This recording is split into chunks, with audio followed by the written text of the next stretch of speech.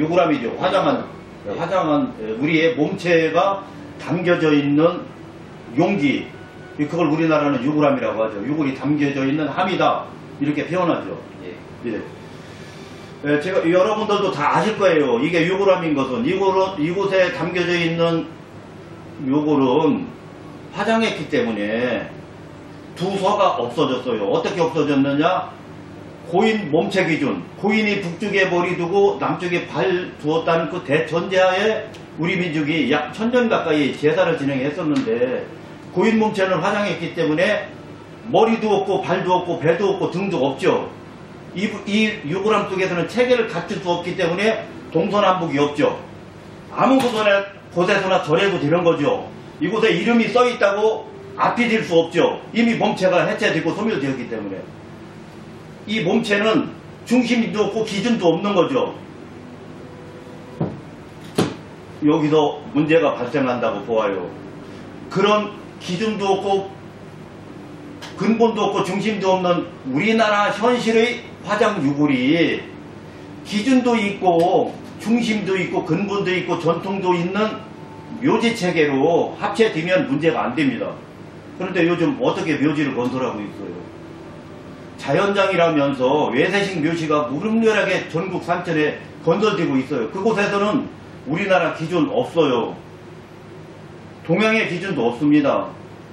그저 외세색의 시체 처리장 정도 급밖에 안 돼요. 그렇기 때문에 기준이 없어진 고인 유골이 기준이 없는 어느 들판, 잔디밭 밑으로 들어가는 거예요. 그렇게 되면 어떻게 되겠어요? 제의가 성립되지 않는 거죠. 우리 민족은 어떻게 제의가 성립되었는지 제가 다시 한번 확인 시켜드릴게요. 이렇게 고인이 계십니다. 수의를 입으셨어요. 고인은 바라보는 사람 입장에서 제주 입장에서 북쪽에 머리 두고 남쪽에 발을 두고 발 앞에 제상을 놓는 게 우리식입니다. 이때 등을 땅에 대고 얼굴은 하늘을 보는 이런 컨셉을 우리식 정침이라고 합니다. 이 정침은 장례 때부터 묘지에 고정되는 그 순간까지 이렇게 바르게 되었다는 대전제하에 장례식도 진행되고 제의도 진행하는 거예요. 이런 역사가 약 1000년 동안 있었어요. 우리들이 외국에 여행 가서도 편안하게 아무 곳에나 인사드리면 이런 설정 하에 인사드린다는 대전제가 성립되어서 우리 국민들이 안심하고 편하게 활동했던 측면도 있어요. 그런데 오늘날 그게 안 된다는 겁니다. 그러면 이 유골함을 쓰는 나라는 일본과 우리뿐인데 일본은 그러면 어디로 가느냐? 이 불완전 체계인 근본도 기준도 없어진 이 몸체 유골 어디로 가느냐? 불완전 유골함이 요 탑으로 합체됩니다. 탑으로 합체되면 어떻게 되는 거예요? 이 탑은 완전체잖아요. 그들이 추구하는 종교적으로 볼 때 완전체든 문화적으로 볼 때 완성체든 전통으로 볼 때 완성체든 어쨌든 이 탑은 완성체입니다. 완성체 속에 유골함이 합체되는 거기 때문에 비록 화장하는 순간은 불완전체였다 하더라도 제의가 충분히 성립되는 완전체 속에 그들의 문화 속에 탑재되는 것이라서 그들 민족은 제의를 성립시키는 가운데 제사도 지내고 절집이나 신궁에서 제도 올려드릴 수 있는 거예요. 그런데 우리들은 이 유골을 뿌리거나 아니면 어느 들녘의 잔디밭 밑에 모셔놓는 이런 상황이 약 50년 가까이 진행되면서 제의가 성립될 수 없는 우리 민족이 지금까지 누려왔던 그 제사 문화가 송두리째 파괴될 수 있는 이런 위험한 상황에 봉착돼 있어요. 그래서 오늘 팀장님과 함께 살펴볼 거예요. 우리나라에서는 유골함 대체적으로 이 유골함과 이 유골함을 쓰죠. 이렇게 대체적으로 팀장님 이렇게 사용합니다. 이렇게 두 가지 유골함이 우리나라에서는 99% 정도 되죠. 이 유골함이 더 좋으냐 나쁘냐 이런 것만 있을 뿐이지 이렇게 하고 있죠. 유골함을 그리고 보재기에다 싸죠. 보자기가 싸는 것은 이게 우리나라 문화, 특히 동아시아에서는 물건일 때 보자기를 싸거든요. 예. 물건이기 때문에 보자기에 싸는 거지, 이 부분이 존귀한 우리의 존엄체라면 물건에다 싸지 않죠. 그렇죠? 예. 예.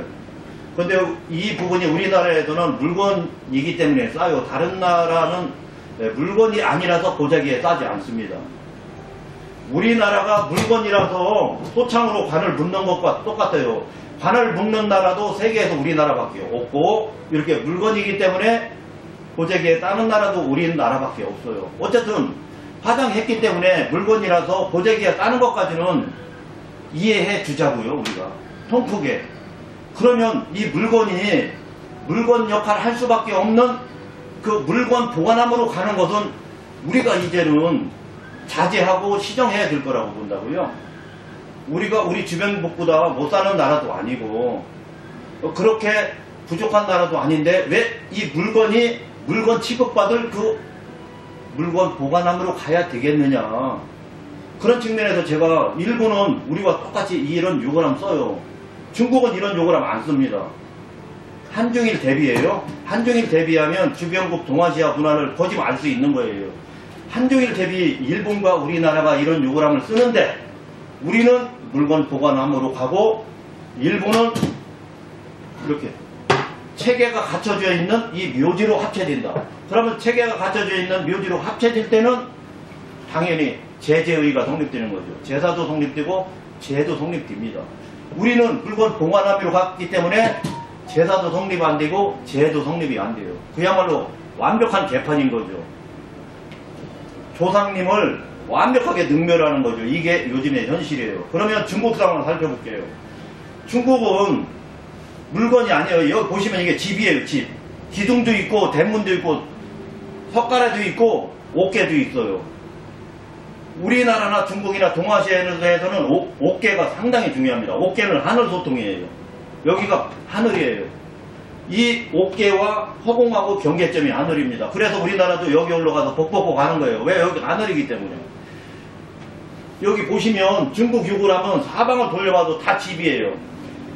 우리가 설정해서 고인주택을 설정함에 있어 집으로 설정하는 게 위대한 설계입니까? 이 그릇으로 설정하는 게 위대한 설계입니까? 그릇은 집 어딘가에 있겠죠.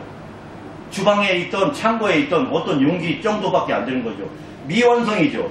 이 컨셉에서 벌써 비교가 되는 거죠. 얘가 부족한 설정이죠. 중국은 이게 전통 유구라며요. 집이에요. 이 자체 하나가 이미 완성체예요. 그럼에도 불구하고 이 유구람이 완벽한 그들 민족이 추구하는 유택 집으로 탑재가 됩니다. 이 하나도 우리보다 월등하고 뛰어난 컨셉인데도 불구하고 여기서도 부족하다고 생각되어 이렇게 이 유구람이 결국 도착한 고정되는 그 묘지는 또 다른 집이에요. 그곳은 건너방도 있고 사랑방도 있고 안방도 있고 주방도 있고 화장실도 있고 거실도 있고 TV도 있고 냉장고도 있는 집으로 합쳐져요. 그렇게 되면 고인 어떻게 되는 거예요? 완벽하게 고인주택으로 모셔지는 거죠. 그렇기 때문에 중국에서는 국교가 도교입니다. 도교 제를 해도 되고 불교 제를 해도 되고 유교식으로 제사를 해도 되는 거예요. 일단 그들 문화대로 했고 일본도 그들 문화대로 했어요. 우리는 어떻게 되는 거예요? 오늘 갑자기 이렇게 위대한 조상님을 북쪽에 머리 두고 남쪽에 발 두고 남쪽 앞에 제상 놓고 이렇게 위대하게 모셔드렸었는데 오늘 갑자기 화장하는 거 해야죠. 화장해야죠. 당연히 시대가 변했기 때문에 변화하는 시대에 맞춰서 장례도 변하고 묘지도 변해야 되는 거 거기까지 다 알아요. 그렇지만 이렇게 물건으로 변하는 것까지 우리 국민이 동의하면서 장례를 치른다, 묘지를 만든다, 이런 부분까지를 동의하면 안 된다고 봐서 오늘 여러분들께 소개해드리는 거예요. 이거 중국과 설정을 어떻게 생각하셔요? 이 설정과 이 설정이 이게 고인주택이고 고인집이에요. 집. 네, 여기도 고인집. 이게 집처럼 보여요? 그릇처럼 보여요? 그릇처럼. 비교할 때 어떤 느낌이 들어요? 이쪽 중국 쪽은 확실히 집처럼 꾸며놔서 전통적인 방법을 통해 가지고 예. 마지막 모시는 것도 집이니까 예. 고인을 생각하는 마음이 더 있어 보이긴 합니다. 예. 네, 이쪽은 보시면 말씀해 주신 것처럼 어떤 물건, 이제 그릇으로 변하기 때문에 고인을 존중하는 마음에 이런 마음이 없어 보이긴 합니다. 예, 그렇죠. 이게 설정 차이에서 예. 약간 이 설정이 부족하죠. 미완의 설정인 거죠.